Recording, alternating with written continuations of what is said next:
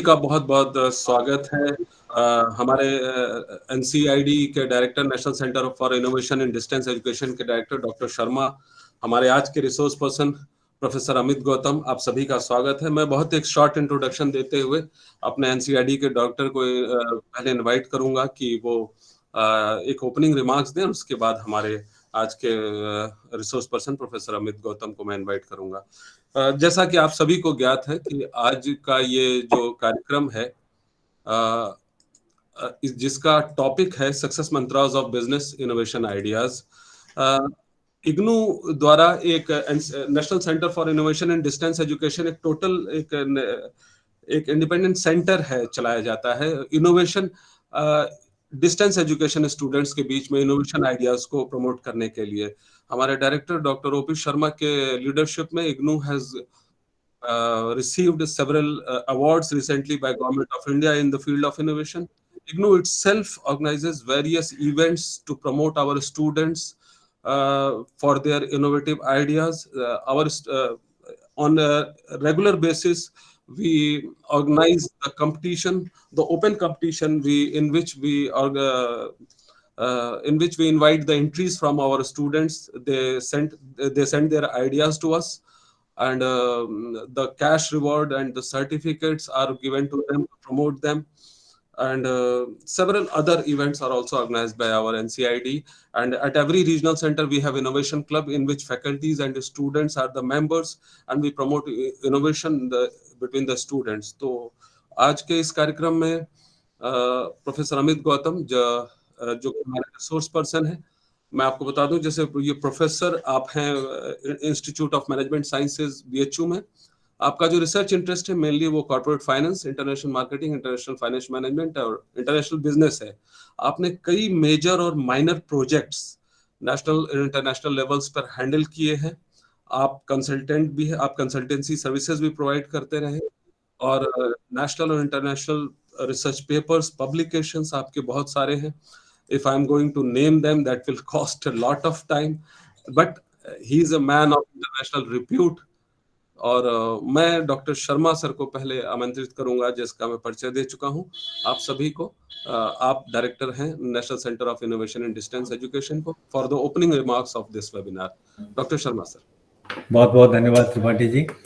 पहले तो मैं बहुत आपको बधाई देता हूं कि आपने इस तरीके का इनिशिएटिव लिया innovation club at RC Varanasi के तत्वावधान में, कि आप जो है अपने रीजन के इग्नू के स्टूडेंट्स को इनोवेशन, एंटरप्रेन्योरशिप, स्टार्टअप के प्रति आप उनको प्रेरित कर रहे हैं, उनको प्रोत्साहित कर रहे हैं। और इस कॉन्टेक्स्ट में प्रोफेसर अमित गौतम को बुलाना, जो मैं सुन रहा हूं कि उनका इस तरीके का बैकग्राउंड है, आपने बहुत अच्छा एक चयन किया है, क्योंकि यहाँ काम करते हुए national centre for innovation and distance education में मैंने जो देखा है कि हमारे इग्नू के स्टूडेंट्स में बहुत पोटेंशियल है। उनमें से बहुत सारे स्टूडेंट्स अपने आप अपने लेवल पे इनोवेशन कर रहे हैं, अपने स्टार्टअप सेटअप कर रहे हैं, अपनी बिजनेस सेटअप कर रहे हैं, लेकिन ज़रूरत है उनको एक सही तरीके से मार्गदर्शन के लिए, एक सही एक दिशा दिखाने के लिए एक सही गाइडेंस की ज़रूरत है। और उस दिशा में आपका ये जो कार्यक्रम है बहुत ही उपयोगी रहेगा, मुझे लग रहा है। जैसा कि आप सब जानते हैं कि this national centre for innovation and distance education is basically aimed at promoting, supporting the innovation among the students and the faculty. और इस कॉन्टेक्स्ट में we are getting full support of all the regional centres, जिसमें आपने एक इस तरीके का जो इनिशिएटिव लिया है, I hope it will continue regularly, क्योंकि ये जो इवेंट है, मुझे हम लोगों का जो एक्सपीरियंस है, it will not be sufficient that you organize it once a while only. I will suggest you organize such kind of activities regularly, at least once in a month. आप देखिए कितने सारे स्टूडेंट्स और आपके teachers जुड़े हुए हैं, they will be learning from the resource persons, because to get this kind of resource persons and listen to them, और फिर उनके जो एक्सपीरियंस और एक्सपर्टाइज के बाद में जो स्टूडेंट्स को एक डायरेक्शन मिलती है, एक नई तरीके का आइडिया मिलता है तो वो अपने काम को और आगे कैसे लेके जा सकते हैं, उसमें ये बहुत बहुत महत्वपूर्ण होगा। It will be very great contribution and support to the students, क्योंकि जो भी प्रोग्राम्स हम at the national centre of innovation distance education में ऑर्गेनाइज कर रहे हैं, I know that all the students cannot join the programs at the NCID level, at the IGNOU headquarter level. उस context में we'll have to involve the regional centres and आपका जो जैसे regional centre ने initiative लिया है, ऐसे programmes regularly हम करें।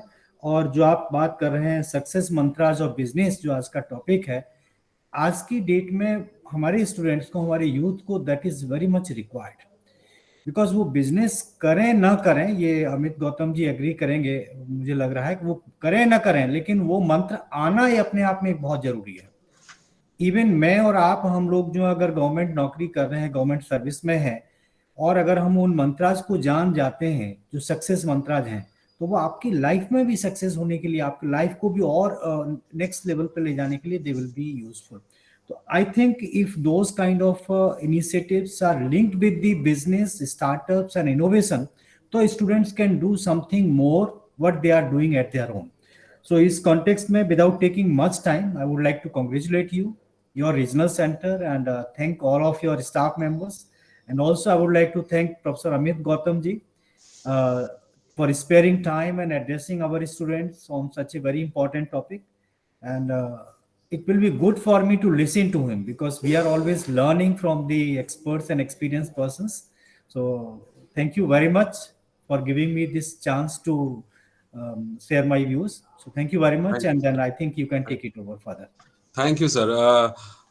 Before I invite Professor Amit Gautam, I want to say to our students that you are all invited. At the end of this session, we will take some questions also from our students. In between the session, if they have any question, they can write it in the chat box. At the end of the session, session के अंत में हम one by one एक कुछ students के सवाल ले लेंगे। और आज के इस कार्यक्रम में ज्यादातर मैनेजमेंट और उससे रिलेटेड प्रोग्राम्स के स्टूडेंट्स हैं, तो they are in very well position to understand this the topic, today's topic. और अदर फील्ड्स के भी स्टूडेंट्स को हमने इनवाइट किया है। I hope they will enjoy और they will listen patiently. If they have any question at the end of this session, we will definitely entertain their questions. Now I will invite Professor Amit Gautam, sir. Sir, please. Thank you, Dr. Tripathi. All the learned authorities of IGNOU and dear students, a very good afternoon to you all. I am feeling short of words, because when I heard the word IGNOU, when the word IGNOU goes in my ear, it tingles different thought, different types of emotion in my mind.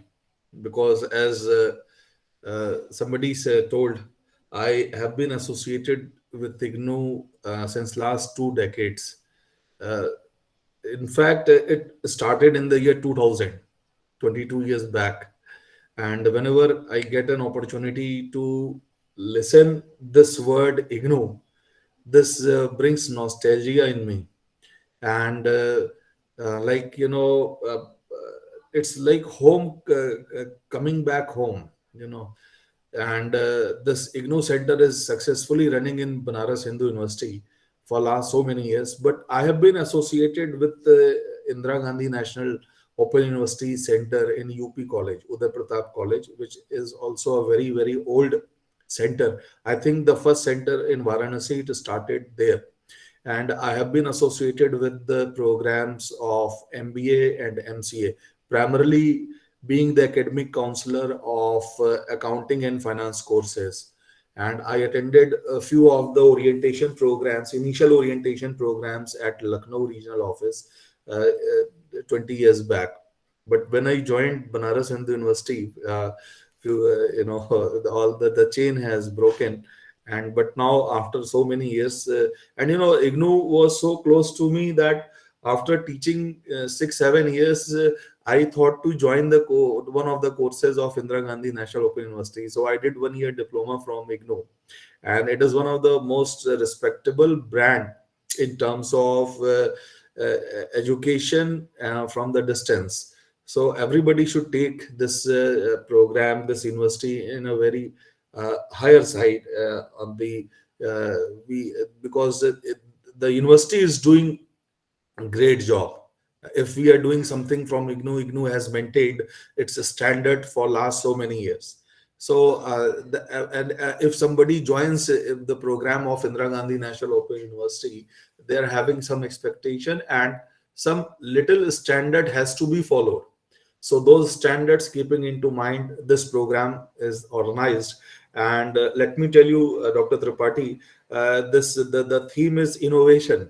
And when I took the classes earlier 20 years back, it was on Sundays, and I was the only person, the whole study center was relying on my shoulders to look after all the students who were taking finance and accounting, and we used to meet physically. And the students used to wait for me, and we used to go in a big hall, and then I used to take students and search for some rooms, physical classrooms, and now see how the change has taken place, and how we have become very comfortable with this change. And I think change is good for the growth. And this is the day we have joined this program, this webinar, Success Mantras for Business, virtually. I think that in place of virtual congregation, physical one is better one. But as the scope of the program is at the distance, so this is one of the opportunities through which we are connecting with each other. And the topic is very important, innovation, which we mean नवाचार. नवाचार कैसे हो, innovation कैसे लेके आए। तो एक तो ये प्लेटफॉर्म जिससे हम जुड़े हैं, यही एक इनोवेटिव प्लेटफॉर्म है, जिसको हम लोग 3-4 साल पहले नहीं जानते थे। थैंक्स टू कोविड, कुछ कोविड के पॉजिटिव आउटकम्स भी आए हैं, उनमें से एक ये भी है। तो उसमें this has given us the opportunity to connect, and all the MBA students and all those who are not pursuing MBA, they must understand the importance of the business and innovation. Because if you see the paraphernalia which is across us, the times are changing, and as I said, that change is good for growth. So constant change is required in our thinking process, in our thought process. The way, if we are doing business or thinking about business, or want to take an employment through traditional modes, then we are really living in historical times. So we need to come out of that. And as one of the earlier speakers said, government has understood that with this growing population, now the population has touched 1.4 billion people. We are now 1.4 billion people. So that's a huge population. And in next 1 or 2 years, maybe we are going to be the topmost performer in terms of population in the world, surpassing very profoundly China. So this distinction is going to be with us. And government understands that a growing population, and that too a younger generation, which we call as demographic dividend, are with us. That is with us. But the issue is that government is not having that much of setup or infrastructure to address the employment issues of this youth, this mammoth youth. If you understand the importance or significance of the situation, let me tell you, every year we are adding up an Australia in our population, every year. And in terms of economy, if you compare, the size of Indian economy is 5 or 6 times that of Australia. But every year we add an Australia in our population. The Australian population is almost 30 million, and 2.5 million we are adding up every year. Then every 10 years we are adding up a Brazil in our population. So to expect from our government, which seems little small in terms of this mammoth growing population, to get to be the provider of the job, is little what I think injustice from the government. So that's why government wants to create an ecosystem where we can think of business, where we can, as somebody said, we should not be job seeker, it should be the provider of the employment. And see, the job, if we are seeking from some setup that is only for 30 years, 40 years, but if we are uh, contributing our generation, if we are burning our generation, then the outcome, the venture which is going to come out of that, it is going with us for centuries, and then there will be the solution to the problem. And can we surpass the global economic growth or expectations which they are having from our economy, from our population? That is one good question, and which the youth generation has to answer. Our generation has passed. Now many times I feel, why not I take birth during these times? I could also have this kind of opportunities to think of a startup, doing something which I am the owner of that, and I should not report for some other, I should not work for some other person, I should be owner of my own destiny. But the times have changed now. You are having this distinctive advantage, with you, that this kind of ecosystem has been created during last I think 6 7 years. If you think of the number of startups, because in next month we are going to celebrate one more day, startup day, on 16th of January. Startup which is related with the starting the business. So the 6 years back is started in the year 2016. On 16th of January, government brought this scheme of startup, primarily related with entrepreneurship, giving opportunities to younger generation to do business, to convert their ideas, innovative ideas, into concrete business plan, and then do something for themselves and do contribute towards the society. So 6 years back it started, and now the government is celebrating this year, next year, that is on 16th of January, the startup day. So if you compare the number of startups which were there, with that you can understand the scale with which this is increasing, this is growing. And there were hardly 500 startups which were registered in the year 2015, that is before the 1 year of 2016. And can you imagine the number of startups which are now registered in 2022? It has gone up many times. Now there are 60 70,000 startups which are registered. The number of unicorns which are coming in the year 2021, only that 1 year in which COVID has circumvented us, in that year 20 companies, they have become unicorn. So basically, if you find the opportunities or the ecosystem, that is all conducive for startups. uh, if I take one glimpse of that, one component of that ecosystem, you can understand this, that for initial 3 years you don't need to pay any taxes. Can you imagine, if I am earning something, I need to pay tax from first day, and if I'm purchasing something, I need to pay taxes. So everybody needs to pay taxes for that.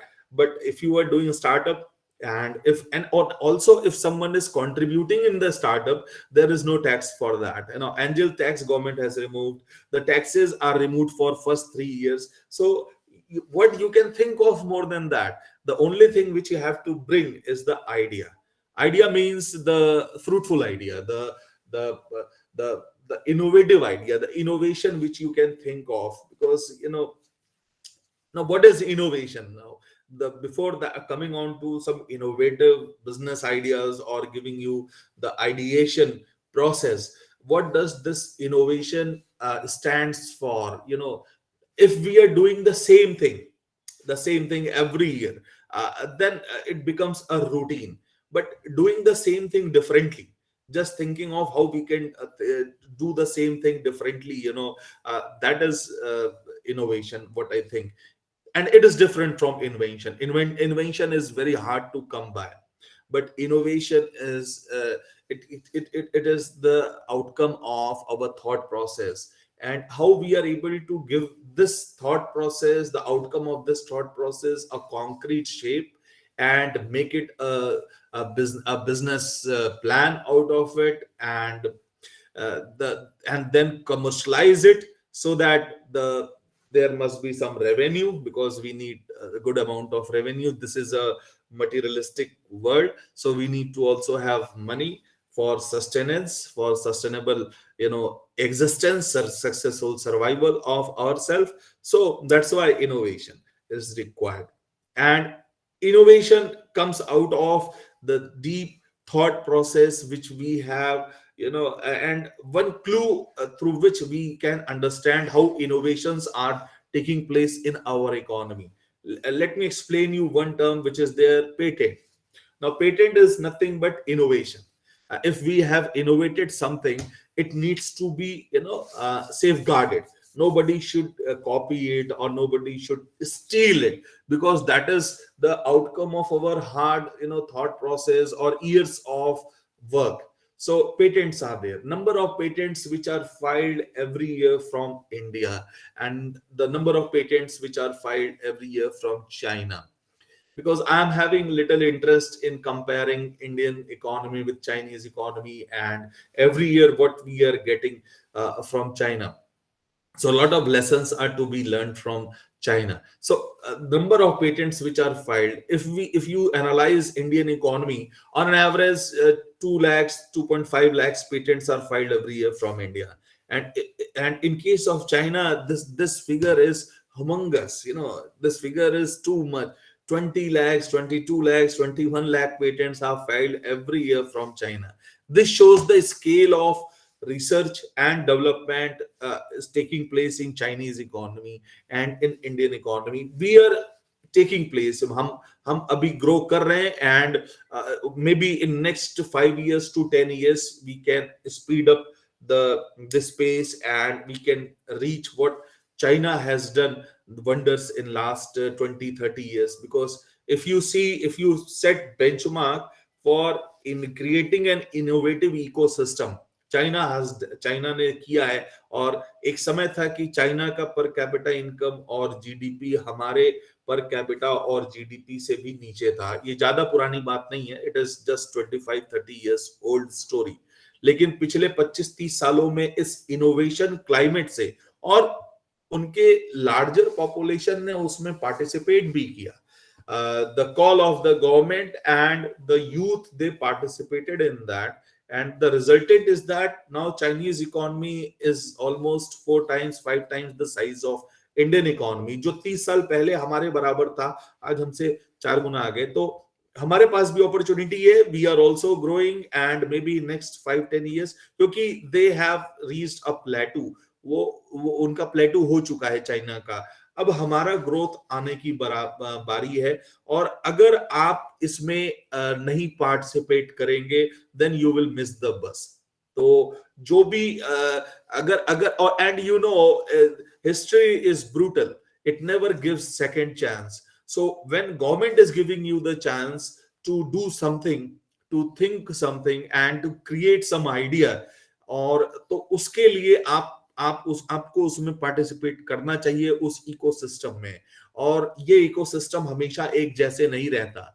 जो मेरे ancestors के पास ecosystem था, वो आज हमारे पास नहीं है. हमारे समय में गवर्नमेंट जॉब्स का था, प्राइवेट जॉब्स का था. अब अगर हम आज की डेट में बात करें तो ये सिस्टम पूरा बदल चुका है. अब इकोसिस्टम हो गया है कुछ खुद करने का, और गवर्नमेंट कोई उसके लिए लाइसेंस राज नहीं लगा रही, टैक्सेस नहीं. आप कुछ करिए, आपका पैसा आपका है, और उसमें कोई इंटरफेरेंस नहीं है. तो अगर आपने इस बस को मिस कर दिया, तो फिर आने वाले समय में 10 साल 15 साल बाद you will have to only regret. आप केवल रिग्रेट करेंगे और कुछ नहीं. तो इतने अच्छे इन्वायरमेंट में जहां पे गवर्नमेंट खुद ही प्रमोट, और आप देखिए अपने सराउंडिंग में कितने स्टार्टअप्स आ रहे हैं, कितने इनोवेटिव आइडियाज आ रहे हैं. एग्जाम्पल्स भरे पड़े हैं. अगर मैं एग्जाम्पल देना शुरू करूं तो आप समझ लीजिए पूरा दिन निकल जाएगा इन एग्जाम्पल्स पे. अभी बाइजूस का एग्जाम्पल ले लीजिए, फ्लिपकार्ट का एग्जाम्पल ले लीजिए, ओला का ले लीजिए, उबर का ले लीजिए, ओयो का ले लीजिए, शुगर का ले लीजिए, नायका का ले लीजिए. न जाने कितने स्टार्टअप्स हैं जिनका नाम भी हमने नहीं सुना था, और जो पिछले 10 साल में आए, उन्होंने कॉन्कर कर लिया बिजनेस वर्ल्ड को. तो मैं आपको कुछ कैटेगरीज बताऊंगा through which you can think of कि यहाँ कुछ किया जा सकता है। और ये केवल ऑनलाइन प्लेटफॉर्म नहीं है। जब normally when we think of doing something the people start connecting with online platform. Onlineization is there, globalization is there, onlineization is there, but online virtual world तो है ही है, इसके अलावा फिजिकल वर्ल्ड में भी इतनी अपॉर्चुनिटीज एग्जिस्ट कर रही हैं। You need to only determine the gaps which are there, और इनोवेटिव आइडिया आपके पास आ सकते हैं, क्योंकि इनोवेशन रिस्क से आता है, और रिस्क जो सबसे ज्यादा ले सकता है, किस एज ग्रुप से जुड़ा है, वो आपकी एज से जुड़ा है। जो 20 और 25 इयर्स के हैं यूथ, वो सबसे ज्यादा रिस्क ले सकते हैं। और रिस्क टेकिंग जो कैपेसिटी है, रिस्क बियरिंग कैपेसिटी है, वो सीधे प्रोपोर्शनल होती है एज से, एज और रिस्पॉन्सिबिलिटीज से। तो हमारी उम्र या जो आपकी अथॉरिटीज हैं, वो आपको इकोसिस्टम बना के दे सकते हैं, आपको मोटिवेट कर सकते हैं, लेकिन रिस्क वो नहीं ले सकते। रिस्क लेना आपका काम है, क्योंकि आपकी एज है, you are having little responsibilities, owners on your shoulders, and if you are failing, fail early.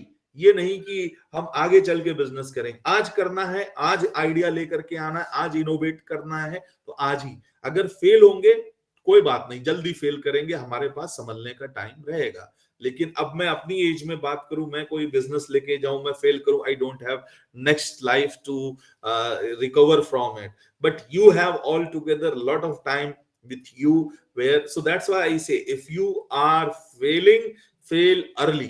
Don't wait for times to come and then convert your ideas into reality.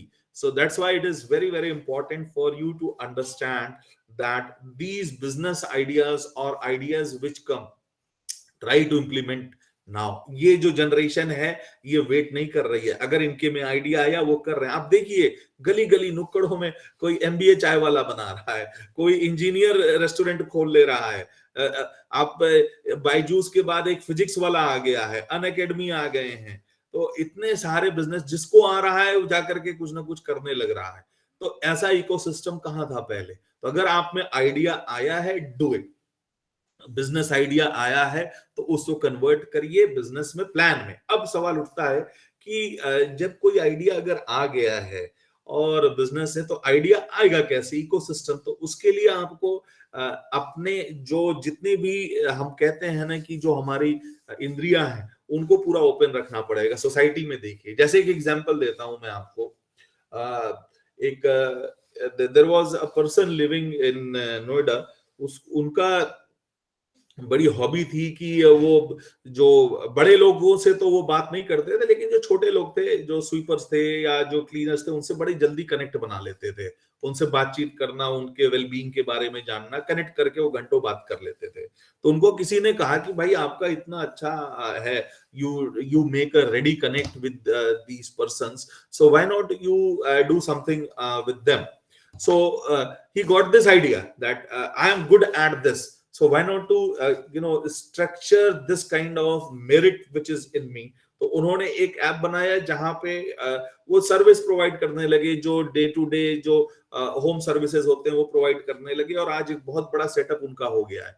तो वैसे ही आपको आइडिया, तो उससे पहले आपको अपने strength को देखना पड़ेगा, मार्केट में रिक्वायरमेंट है कि नहीं है। क्योंकि अगर एक आइडिया सक्सेस हो रहा, तो 1000 आइडिया उसके साथ में फेल भी हो रहे हैं। तो अगर आप सक्सेस के पीछे जाना चाहते हैं, तो it has to be calculated risk. तो ये जो फोरम है, this kind of platform, it is providing you an opportunity to assess your capabilities. जो आपकी कैपेबिलिटीज है, उनको असेस करिए, किन पैरामीटर्स पे असेस करना है, demand and supply, the ideas which you are having. ये नहीं कि आइडिया आ गया, चले गए मार्केट में दौड़ने लगे, तो भाई उसमें तो वही हाल होगा कि इंडिया जितने ओलंपिक में मेडल्स लेके आता है, फिर उतने ही आइडिया सक्सेसफुल होते हैं। इतना बड़ा देश है, जितने मेडल लेके आता है, और वही प्रपोर्शन हो जा रहा है बिजनेस आइडिया के सक्सीड होने में। तो फिजिबिलिटी देखना बहुत जरूरी है किसी भी आइडिया का, इफ आइडिया इज फिजिबल और नॉट। और वो किस चीज पे है फिजिबिलिटी? मनी पे। क्योंकि अगर कोई भी आइडिया सक्सेसफुल तभी होगा जब it is backed by proper conceptualization and proper funding. अगर आइडिया में दम है, तो उसके पीछे कहीं ना कहीं फंडिंग का भी एक सपोर्ट चाहिए। और किसी भी वेंचर का, किसी भी इनोवेशन का, अगर वो फाइनेंशियली फिजिबल नहीं है तो फिर वो इनोवेशन कभी भी सक्सेसफुल नहीं हो सकता. So it needs to be financially feasible. Financially feasible मतलब कि we need to raise funds, we need to raise finances for running this innovative idea and structuring this innovative idea, converting the innovative idea into proper business platform. तो for that purpose you need to gather finances. हालांकि बहुत सारी schemes हैं government की, अब केवल government की तरफ देखना ये भी ठीक नहीं है. आजकल तो बहुत से लोग क्राउड फंडिंग में जा रहे हैं. क्राउड फंडिंग मतलब ये होता है कि भाई आपके पास आइडिया है, बहुत सारे प्लेटफॉर्म्स हैं जहां आप अपने प्रपोजल्स को जमा करें and people they used to fund. अभी if you want banking channels to come out and help you, तो वो तो आपसे कहेंगे गिरवी रखने को क्या है भाई, what do you have the mortgage. बिना मॉर्गेज के वो ये हमारे सिस्टम की अच्छाई भी है, तभी हम बचे भी हुए हैं. बैंकिंग चैनल्स हमारे ऐसे हैं कि विदाउट प्रॉपर मॉर्गेजिंग और proper credit understanding they hesitate to give what we call loans or finances to the young ones or youth generation. And normally आप तो यूथ है, आपके पास है क्या? कुछ नहीं, आइडिया ही तो है, सोच है, रिस्क टेकिंग एबिलिटी है, और कुछ भी करने के लिए लाइफ में ये सब की जरूरत बहुत ज्यादा है. और इसके साथ में सॉल्ट चाहिए. सॉल्ट यानी मैं कहता हूं पैसा.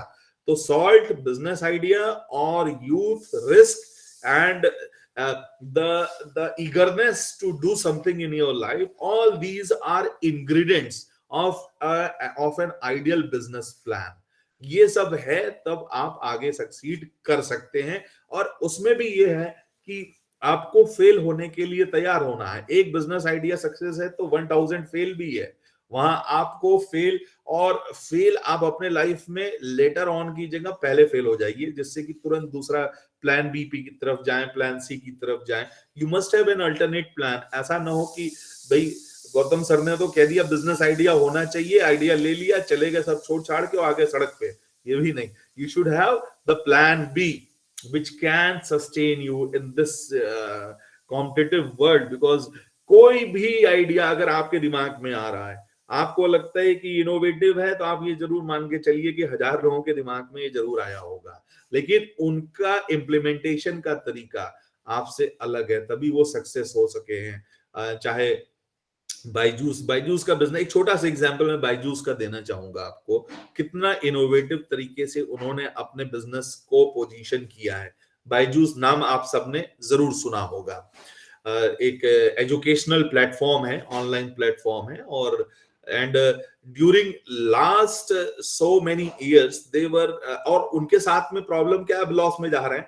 उधर कोविड में तो वो काफी आगे गए थे, और इग्नू के सबसे बड़े चैलेंजर भी बायजूस है. मैं दूसरे सेंस में कह रहा हूँ कि because they are not formal degree provider, but they are assisting students to come and join coaching or tuition, or they offer so many things. So if IGNOU can replicate what Byju's are doing for their students, and everything is all business model, virtual business model. तो मुझे लगता है कि बहुत ही एक आगे चल के इग्नू का एक बहुत बड़ा एक्सपेंशन हो सकता है.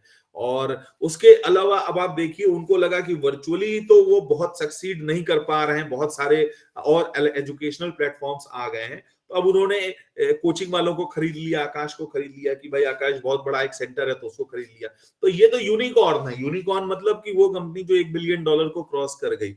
उसके अलावा आप नाइका को देखिए, शुगर कॉस्मेटिक्स को देखिए, और फिजिक्स वाला को देखिए. तो इसमें इतने आइडियाज हैं कि आप अगर उनमें पोटेंशियल है तो nobody can stop you. Nobody can stop you to achieve that. और उसको कंसेप्चुअलाइज करिए और कन्वर्ट करिए बिजनेस में, देखिए वंडर्स आ जाएंगे. और अगर आपको लग रहा है कि there is some shortage of skills, तो उसके लिए नेशनल स्किल्स डेवलपमेंट कॉर्पोरेशन है, वो गवर्नमेंट ने इकोसिस्टम का पार्ट बनाया हुआ है, वहां जाकर के आप अपने स्किल्स को एनहांस कर सकते हैं. लेकिन जो भी है, अगर आपके पास प्रॉपर बिजनेस आइडिएशन है और if you are risk taking ability, तो मुझे लगता है कि पैसे की इतनी कमी नहीं रहेगी। जैसे मेरे ही डिपार्टमेंट में इंक्यूबेशन सेंटर है, अगर आपके पास अच्छा आइडिया है तो आप आइए, प्रेजेंटेशन दीजिए और you will be provided some funds for that. But ideation has to be there. जो इनोवेशन है कहीं ना कहीं से एक अलग, अब जैसे मैं एक छोटा सा बात करूं, ये पेन है, अब इस पेन में पहले बॉल पॉइंट चलती थी, अब जेल पेन आ गया, तो जेल एक इनोवेशन है। जेल का जो फीचर है वो एक इनोवेशन है, जरूर किसी ने सोचा तब वो आया जमीन पे, और उसकी वजह से आज मैक्सिमम जो सेल होती है पेन्स की वो जेल पेन्स की होती है। तो इनोवेशन कहीं ना कहीं से आना चाहिए, जो नवाचार है। तो उसके लिए आपको जो सोसाइटी में अपने चीजें हो रही हैं उन्हीं में से नीचे चीजें निकाल के लानी है। कोई ये चंद्रमा या मार्स से नीचे नहीं आएंगी। ये जो बिजनेस इन्वायरमेंट है, जो हमारा आसपास का इन्वायरमेंट है, उसी में से ये चीजें आनी है। अब कुछ एग्जांपल्स मैं आपको देना चाहूंगा जो क्या कहते हैं बिजनेस आइडियाज हैं, जिनको which we can use them, and आज की डेट में बहुत ही सफल भी हैं, जिनको आप सोच सकते हैं, कनेक्ट कर सकते हैं। But if you think that some the crowd is running behind that, तो मैं भी उसी तरीके से जाऊं तो मेरा भी एक सफलता का पैरामीटर हो जाएगा, तो ये थोड़ा सा सोचना नहीं ठीक है।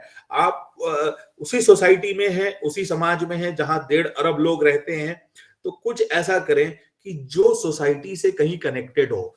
अगर इनोवेशन सोसाइटी से कनेक्टेड नहीं है, सोसाइटी को कहीं से रिटर्न नहीं मिल रहा है, सोसाइटी का कहीं कोई फुलफिलमेंट नहीं है कॉज, तो फिर वो इनोवेशन बिजनेस आइडिया में कन्वर्ट नहीं हो सकता है। इसको हमेशा ध्यान में रखिए कि anything which is there, it has to be connected with the society at large, the society, the near ones with whom you are living, the environmental feature with which you are getting affected, so that its fulfillment is the basic ingredient or basic cause of success of an idea।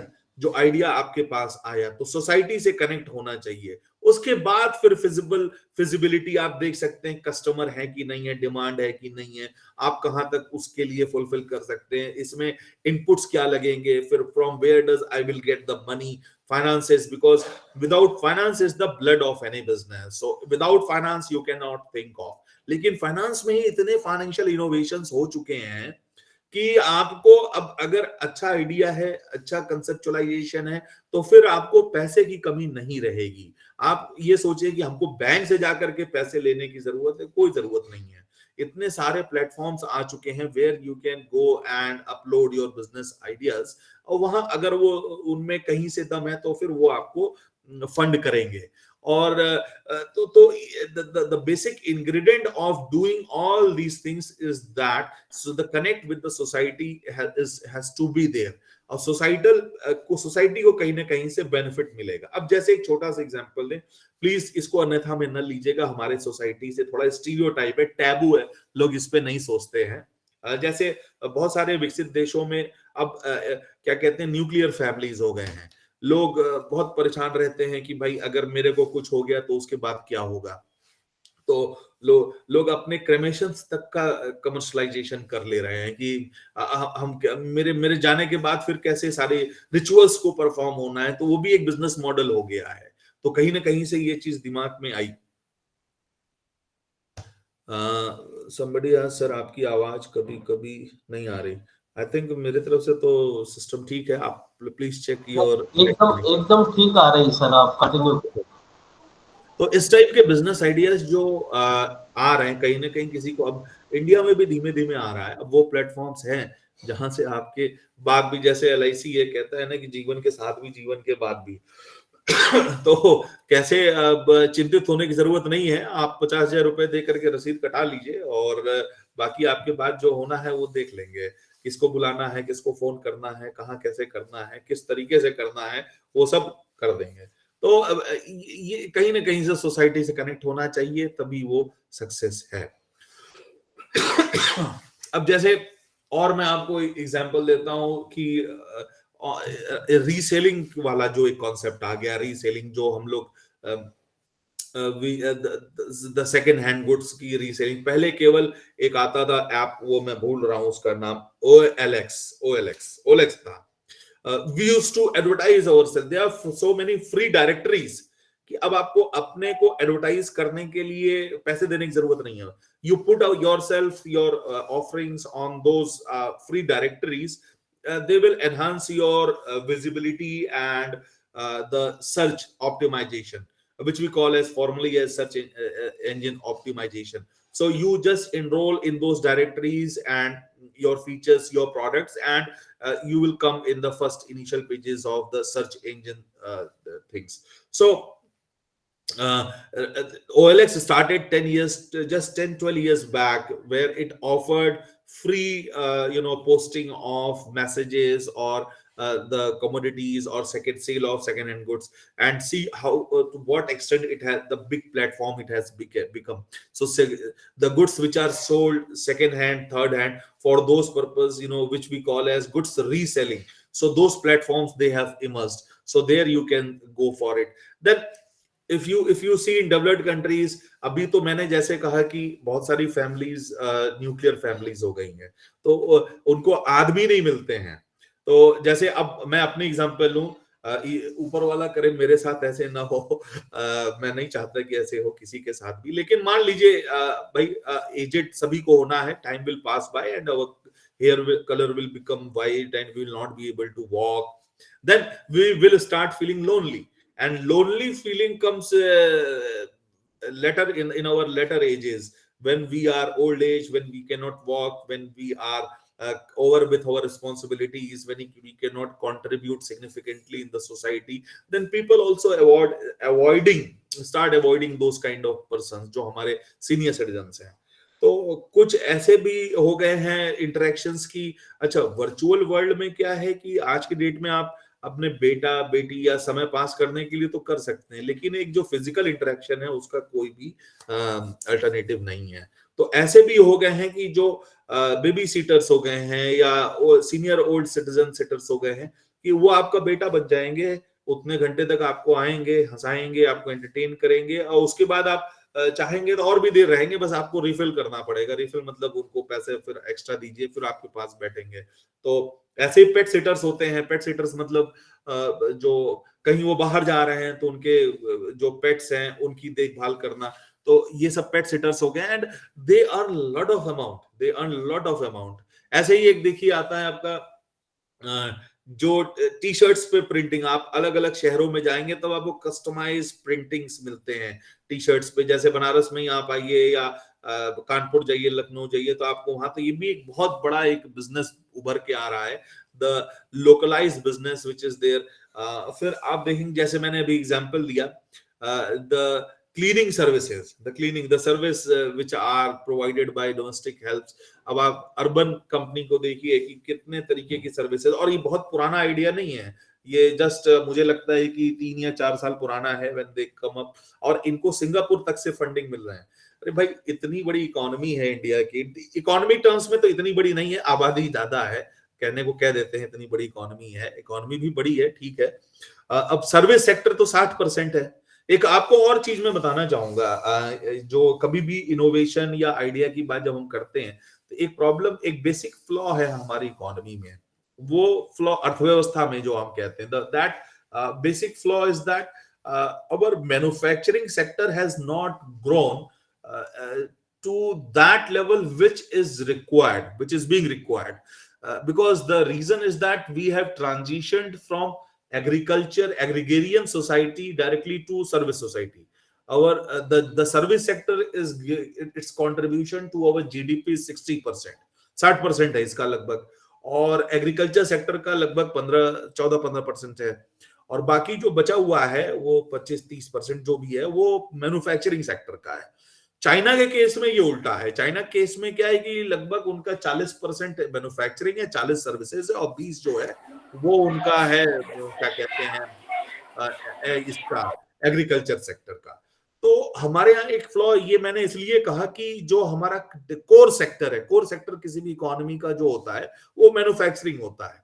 तो core sector अभी उतना develop नहीं किया और हम jump कर गए agriculture से सीधे सर्विस सेक्टर की ओर. तो इसीलिए जो भी अपॉर्चुनिटीज आ रहे हैं, जो भी बिजनेस आइडियाज आ रहे हैं, जो भी इनोवेशंस हो रहे हैं, वो सर्विस सेक्टर में हो रहे हैं, न कि ज्यादा मैन्युफैक्चरिंग नहीं। तभी आप देखिए जो नंबर ऑफ पेटेंट्स फाइल हो रहे हैं, number of patents as I said, वो बहुत ज्यादा इंडिया से फाइल नहीं हो रहे हैं जितने चाइना से हो रहे हैं। तो एक ये इशू है। तो इसीलिए मैंने कहा कि अब इसी सोसाइटी से ही आपको आइडिया निकलेंगे, जो बिजनेस आइडियाज मैं कुछ आपको एग्जांपल दे रहा हूं। फिर जो मैं कर रहा हूं ऑनलाइन टीचिंग, मैंने ये शुरू किया था लगभग, क्योंकि मैं एक जगह इंगेज हूं तो मैं इसको फुल फ्लेजेड नहीं कर सकता, बट ऑनलाइन टीचिंग का अगर आपकी एक्सपर्टीज है तो आप अपने, जैसे फिजिक्स वाला है, बहुत सारे अब आजकल तो वो दृष्टि आईएएस और वो कौन जहां सर जहां क्लासेस बहुत सारे हो गए हैं। तो अगर आपको एक्सपर्टीज है तो आप कोचिंग करिए, ट्यूशन करिए, ऑनलाइन करिए। बहुत सारे ऐसे प्लेटफॉर्म्स हैं जो आपको अपॉर्चुनिटी प्रोवाइड करेंगे और यू में earn good amount of money. तो ऑनलाइन टीचिंग भी है। अब मैंने अपने खुद के, अब आप ये सोचिए, जब मैं अपने को कर सकता हूं, मुझे जरूरत नहीं है, मैं इस एज में भी मैंने किया, मेरे लगभग 10-12 घंटे के यूट्यूब लेक्चर्स हैं। मेरा नाम तो आपको पता है, मैं आपको ये नहीं कहूंगा कि सब्सक्राइब करिए, लाइक करिए, आप पहले सुन लीजिए फिर आपको समझ में आए तो करिएगा।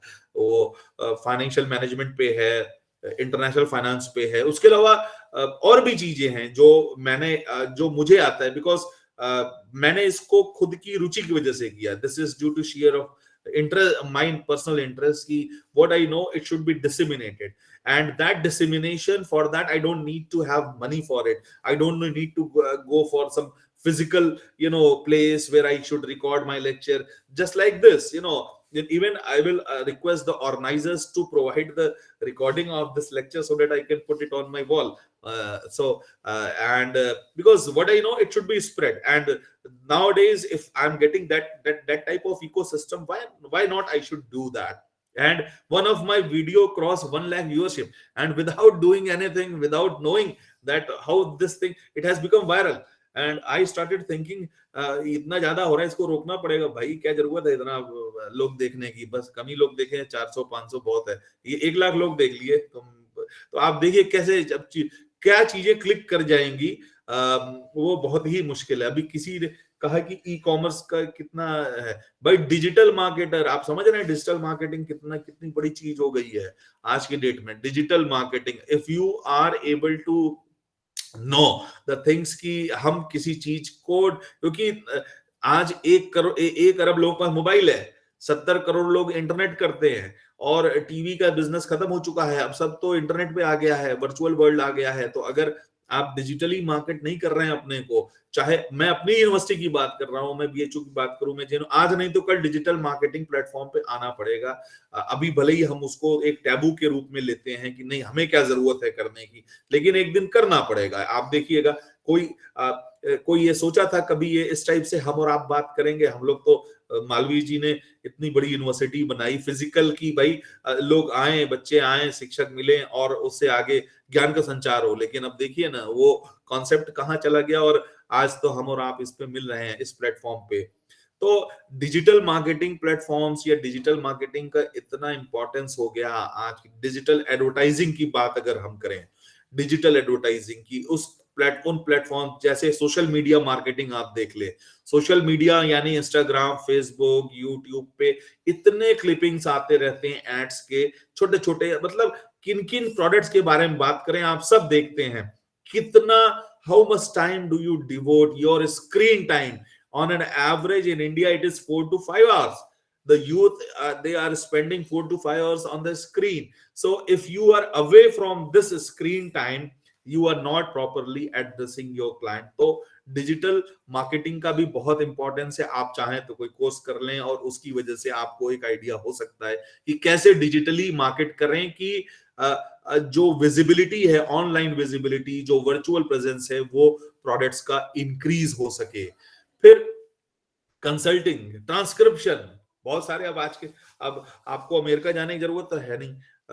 जो डॉक्टर्स हैं वो ऑनलाइन भी आपसे, बस ये है कि लिंक आसानी से नहीं मिलता, लिंक तो बड़े बड़े नर्सिंग होम लेके रखे रहते हैं। तो ट्रांसक्रिप्शंस आर देयर वेयर आप बैठे बैठे क्या कहते हैं, आप the patient they can get the advice of doctors. और अब तो ऐसे भी मशीनें आ रही हैं कि जो from distance they can treat you, or medical courier services, and the medicines are provided at your doorstep. Legalities are involve, but दोस्त कितने सारे लोकल एप्स हो गए हैं कि वो आपको घर बैठे दवाएं प्रोवाइड कर रहे हैं।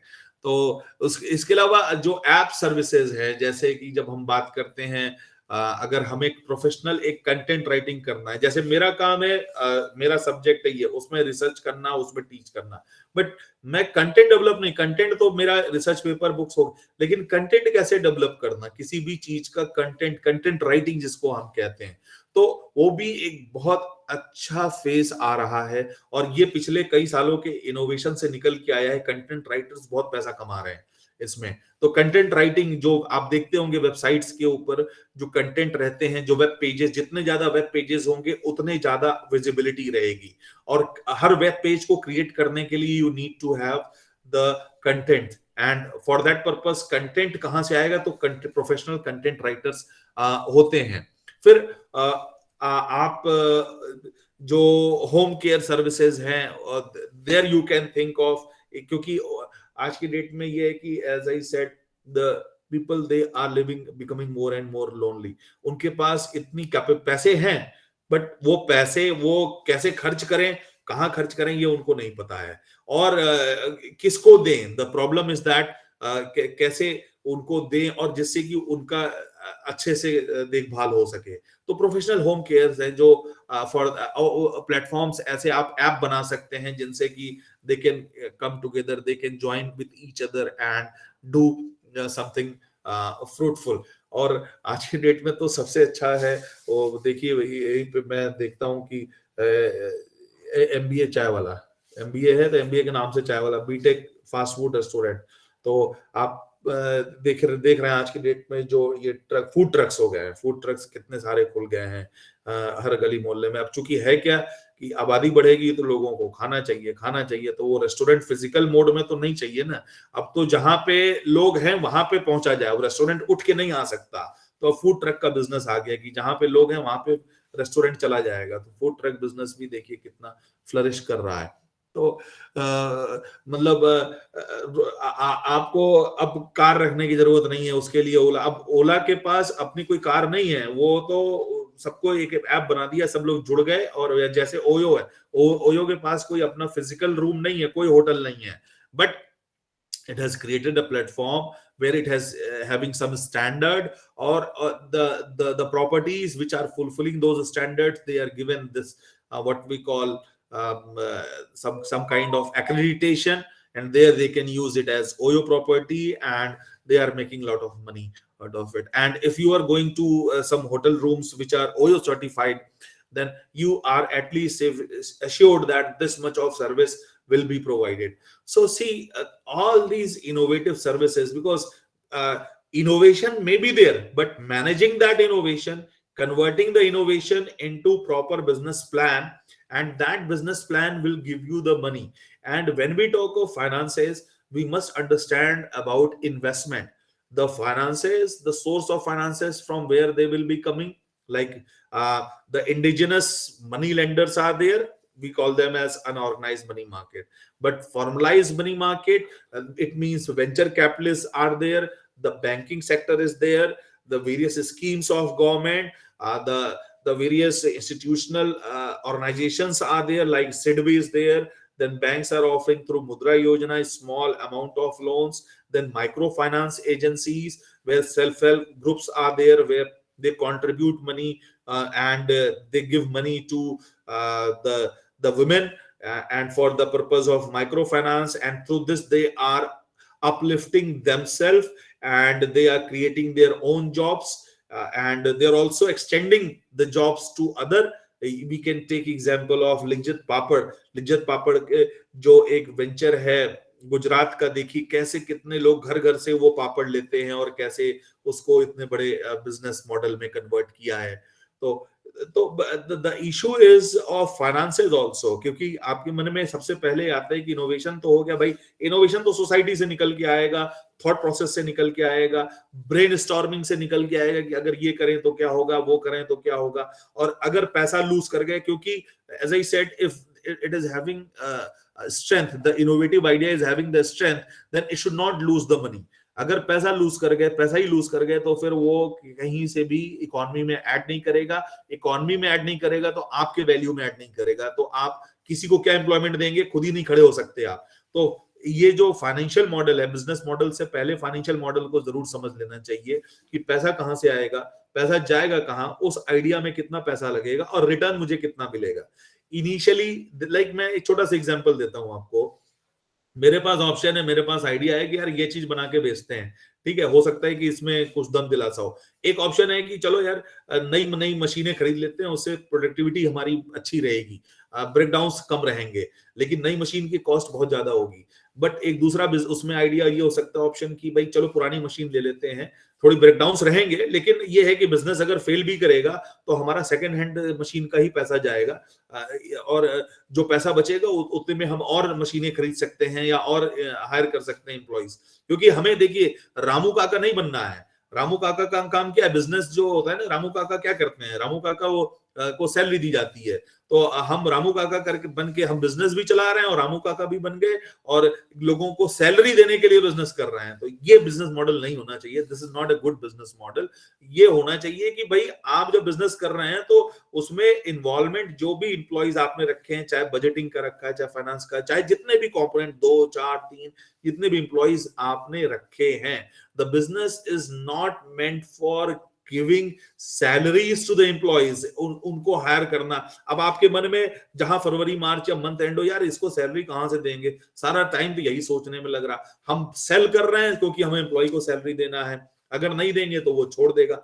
तो इस मेंटल हिकअप से बाहर आने की जरूरत होती है। और फाइनेंशियल मॉडल हमेशा सक्सेस, क्योंकि अगर फाइनेंशियल जो इंटेलिजेंस नहीं है, फाइनेंशियल डिलीजेंसी नहीं है मॉडल में, तो फिर कोई भी बिजनेस आइडिया सक्सीड नहीं कर सकता है। आप इसको समझ लीजिए। यानी पैसा कहां से, from where does the finances comes and where does they go, the investment.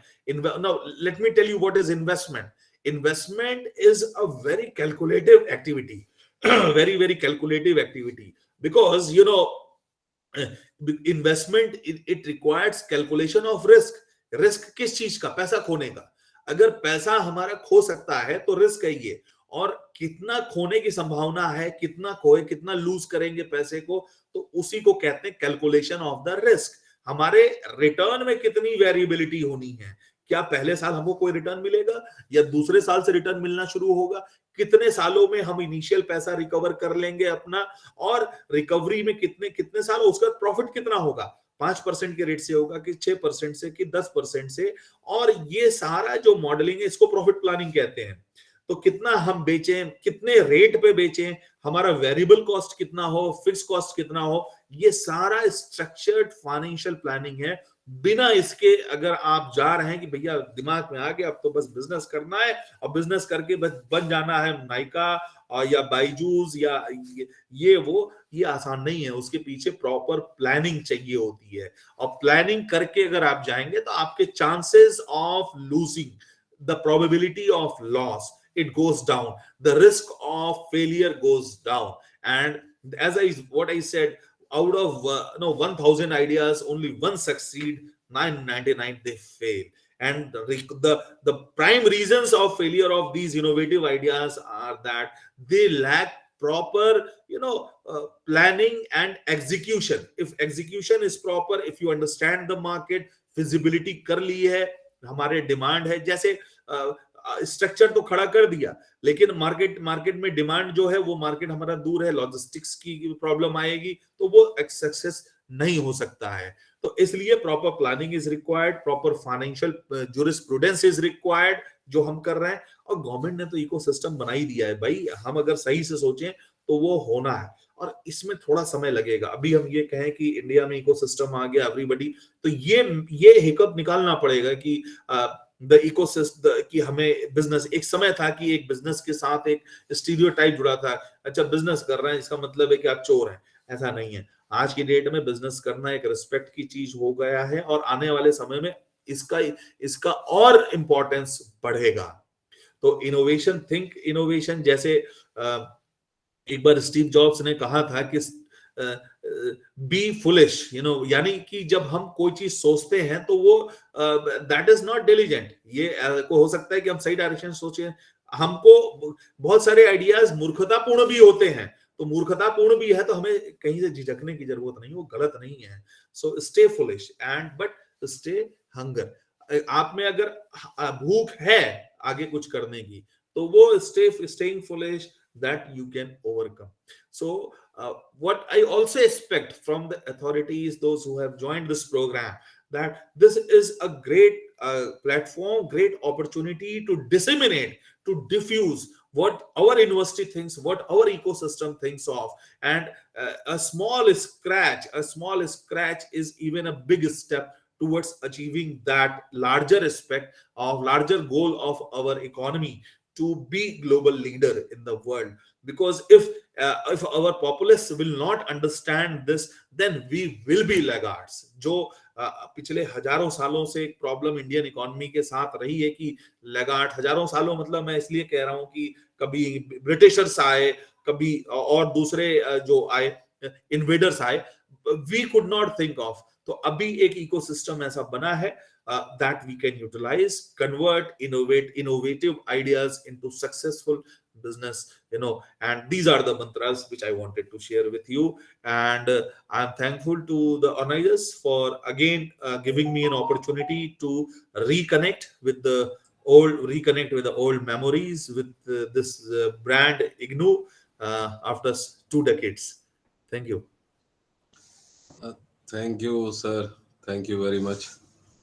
आपके इस वंडरफुल लेक्चर के लिए, और students are continuously attached with us. काफ़ी स्टूडेंट्स हमसे जुड़े हुए हैं, दे अबाउट 70 नंबर्स, वो हमेशा हमारे साथ रहे। और few students have asked their questions also, तो like Pooja Gupta, if she want to ask some question,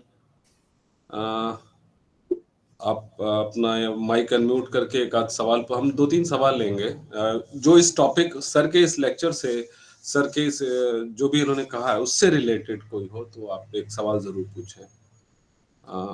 बाकी अगर इग्नू और उससे चीजों से रिलेटेड सवाल ना पूछें, यहाँ पर सिर्फ जो सर का टॉपिक है उससे रिलेटेड कोई सवाल अगर किसी को पूछना होगा। पूजा गुप्ता, आप सवाल पूछना चाहें तो पूछें।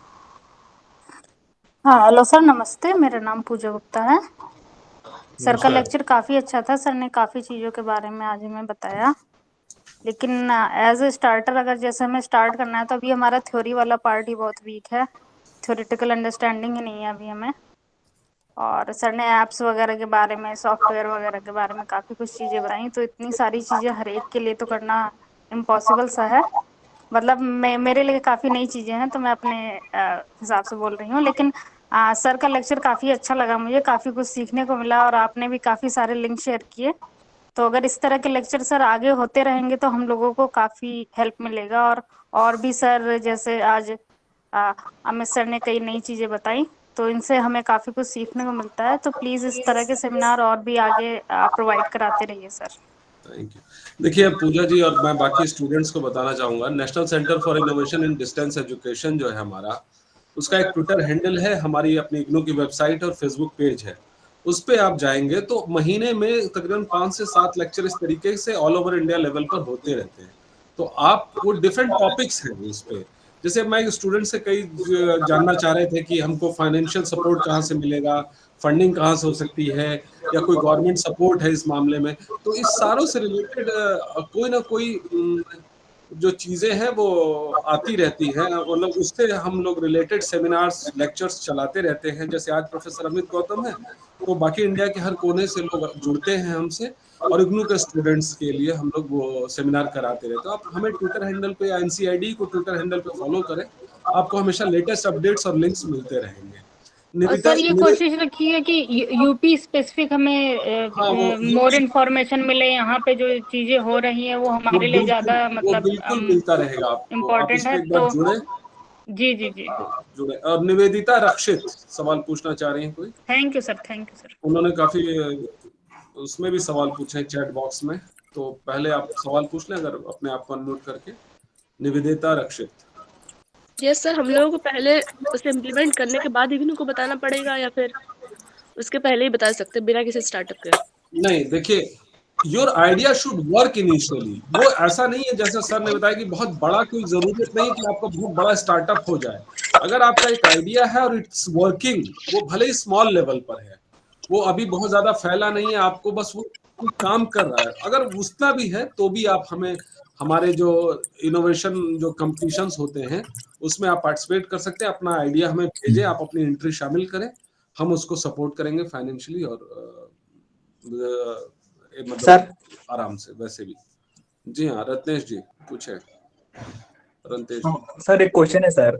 हाँ हेलो सर, मान लीजिए सर हम कोई बिजनेस करना चाहते हैं, हमारे पास आइडिया है सर, लेकिन जो फैमिली है या जो समाज है सर ऐसा बन गया है कि कह रहा है कि नहीं पहले पढ़ो, 30-32 साल उम्र हो गया, हम पढ़ लिया, अगर नौकरी भी नहीं मिला फिर उसके बाद से कहते हैं पैसा खत्म हो गया तुम जाओ, हम उसकी जिम्मेदार नहीं है सर। तो इस चीज को कैसे कन्फ्लिक्ट करें कि नहीं हमको अभी बिजनेस करना है या अपने आइडिया को अभी एक्सिक्यूट करना है, न कि हमारा क्षेत्र में अगर पढ़ाई में मन नहीं लग रहा उस क्षेत्र को न जाके इस क्षेत्र में जाएंगे, ये चीज अच्छी है।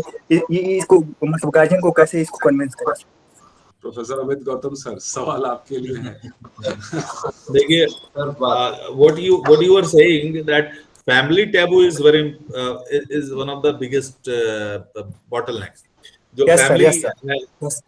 कि फैमिली कहेगी भाई बिजनेस क्या है, आप बताओ, नौकरी क्या करोगे, बिजनेस तो चलता रहेगा, नौकरी बताओ क्या करोगे, नौकरी क्या करते हो। तो वो बिजनेस को मानते ही नहीं कि it may be a mode, क्योंकि बिजनेस में देखो भाई स्ट्रगल है और आपको पीढ़ियां खपानी पड़ेगी, अपनी पीढ़ी तो खपानी पड़ती है, 5 साल 10 साल 15 साल खपाना पड़ता है। नौकरी ये है फिक्स अमाउंट है, इसीलिए फैमिली कहती है चलो नौकरी में पहले दिन से पैसा चालू हो जाता है। लेकिन बिजनेस में तो हो सकता है कि आपका लॉस हो जाए, आप कहीं के न रहें, तो रिस्क तो है ही है। तो जहां रिस्क लेना है वहां पे फैमिली के जो कंसिडरेशंस हैं वो ये रहता है कि भाई हमारा बच्चा स्टेबल हो जाए, स्टेबलाइज हो जाए, एक फिक्स मंथली इनकम आती रहे। भाई यही तो तोड़ना है। इसी के लिए तो इकोसिस्टम गवर्नमेंट ने ऐसा बना रखा है, कोई टैक्स पे मत करो, आपको पैसा भी कोई दे रहा उस पर भी हम कोई टैक्स नहीं लेंगे, लेकिन कुछ तो करिए आइडिया। लेकिन एक चीज बेटा समझ लो कि जैसे हम स्क्वायर को सर्किल में फिट नहीं कर सकते, तो हर आदमी हर चीज के लिए नहीं बना है। अब इसमें से अब ये 20 40 70 लोग हैं, 70 के 70 लोग बिजनेस नहीं कर सकते। आप ये समझिए, भीड़ crowd can never take intelligent decision. Intelligent decision is always taken by minority, छोटे जो कम संख्या में होते हैं। तो आपको अगर ये लगता है कि बिजनेस आप कर सकते हैं समाज की जो टैबूज हैं उसको तोड़ के, तो करिए, नहीं तो जो फैमिली कह रही है वो वही करिए। आपकी एज भी ठीक ठाक हो गई है, आप 32 साल के बता रहे हैं, अब पढ़ाई गवर्नमेंट की जो न्यू एजुकेशन पॉलिसी है वो इसी की तरफ है। हमारे यहाँ लोग पढ़ते जाते हैं, मतलब aimless, for what purpose, civil service आ जाए या कोई जॉब मिल जाए और जिससे कि हमें मंथली इनकम चालू हो जाए। उसके पीछे रीजन भी था कि हम बहुत ही गरीबी से उठ के आए हैं यहाँ तक, लेकिन अब एक थ्रेशोल्ड आ गया है जिसमें कि हम उसको पीछे छोड़ सकते हैं। अब आपको टैक्स पे नहीं करना है बिजनेस पे, अब आपको कोई लाइसेंस वाले नहीं आएंगे पूछने क्या कर रहे हैं क्या नहीं, आप अपना बिजनेस, और 30 लाख 40 लाख 30 लाख या 40 लाख का लिमिट, उससे नीचे आप बिजनेस कर रहे हैं तो जीएसटी भी इनरोल नहीं करना है, कुछ नहीं, आप बिजनेस करते रहिए। तो अब आइडिया तो जनरेट देखिए आपको करना है अपने ज्ञान चक्षु खोल करके, और ये फैमिली के जो टैबूज हैं ये हमारे यहाँ अभी वक्त लगेगा जाने में। Thank you sir, thank you sir.